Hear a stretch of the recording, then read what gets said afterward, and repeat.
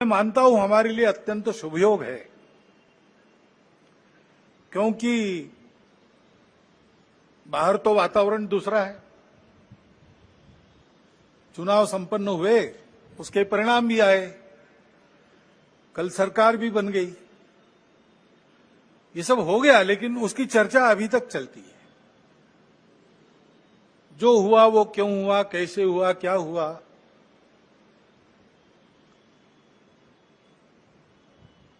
ये अपने देश के प्रजातांत्रिक तंत्र में प्रति 5 वर्ष होने वाली घटना है, होती है। उसके अपने नियम है, डायनेमिक्स है, उसके अनुसार होता है। अपने देश के संचालन के लिए कुछ निर्धारण करने वाला वो प्रसंग है, महत्वपूर्ण है। लेकिन हम चरविचरण करते रहे, इतना महत्वपूर्ण क्यों है? समाज ने अपना मत दे दिया, उसके अनुसार सब होगा। क्यों, कैसे, इसमें संघ के हम लोग नहीं पढ़ते। हम अपना कर्तव्य करते रहते, लोकमत परिष्कार का प्रतिवर्ष करते हैं, प्रति चुनाव में करते हैं, इस बार भी किया है। क्योंकि इन बातों में उलझे रहेंगे तो काम रह जाएंगे। और चुनाव प्रचार की या चुनाव में जो होता है उसकी बात ऐसी है, वास्तव में तो प्रजातंत्र की अनिवार्य आवश्यक प्रक्रिया है, और उसमें 2 पक्ष रहते हैं, इसलिए स्पर्धा रहती है। स्पर्धा रहती है तो दूसरे को पीछे करने का, स्वयं को आगे बढ़ाने का काम होता ही है, होना ही चाहिए। परंतु उसमें भी एक मर्यादा है, असत्य का उपयोग नहीं करना। चुने क्यों जा रहे लोग संसद में जाएंगे, बैठकर अपने देश को चलाएंगे, सहमति बनाकर चलाएंगे। हमारे यहां तो परंपरा सहमति बनाकर चलने की है।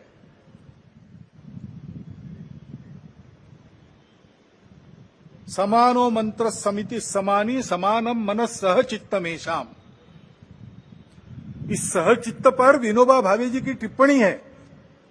वो कहते हैं कि ऋग्वेदकारों को मानवीय मन का कितना ज्ञान था, ये समझ में आता है।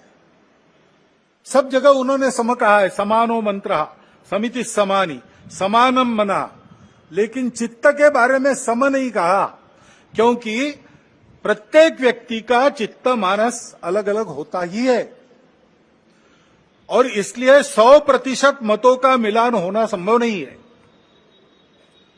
लेकिन जब समाज में लोग अपना चित्त अलग अलग होने के बाद भी हमको साथ ही चलना है ऐसा निश्चय करते हैं, तो सहचित्त बन जाता है। वास्तव में संसद क्यों है, उसमें 2 पक्ष क्यों है? इसलिए है कि दोनों पहलू उजागर हो। किसी भी सिक्के के 2 पहलू रहते हैं, ऐसे किसी भी प्रश्न के 2 पहलू रहते हैं। एक पक्ष एक पहलू का विचार करता है तो दूसरे पक्ष ने दूसरा पहलू उजागर करना है, ताकि जो होना है वो पूर्णतः ठीक हो, सहमति बने। इसलिए संसद बनती है। लेकिन ऐसी सहमति बनना स्पर्धा करके आए लोगों में थोड़ा कठिन भी रहता है, और इसलिए हम बहुमति का आसरा लेते हैं। उसके लिए स्पर्धा चलती है। ये स्पर्धा है, कोई आपस का युद्ध तो है नहीं। जिस प्रकार ये बातें हुई, जिस प्रकार एक दूसरे को लताड़ना हुआ, जिस प्रकार प्रचार के दौरान हमारे करने से समाज में मनमुटाव बढ़ेगा, 2 गठ बटेंगे, आपस में शंका संशय उत्पन्न होगा, इसका भी ख्याल नहीं रखा गया, और विनाकारण संघ जैसे संगठनों को भी उसमें खींचा गया।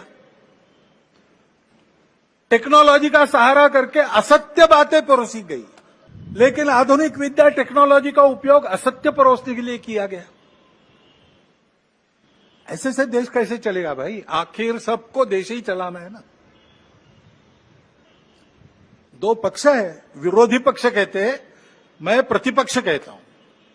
वो विरोधी नहीं है, उसको विरोधी मानना भी नहीं चाहिए।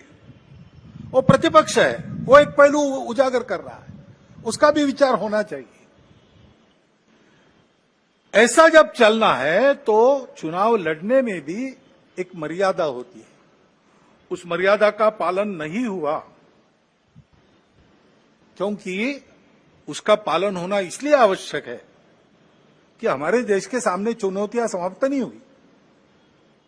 अब सरकार बन गई, वही सरकार फिर से आ गई एनडीए। अब ये ठीक है, पिछले 10 वर्षों में बहुत कुछ अच्छा हुआ है।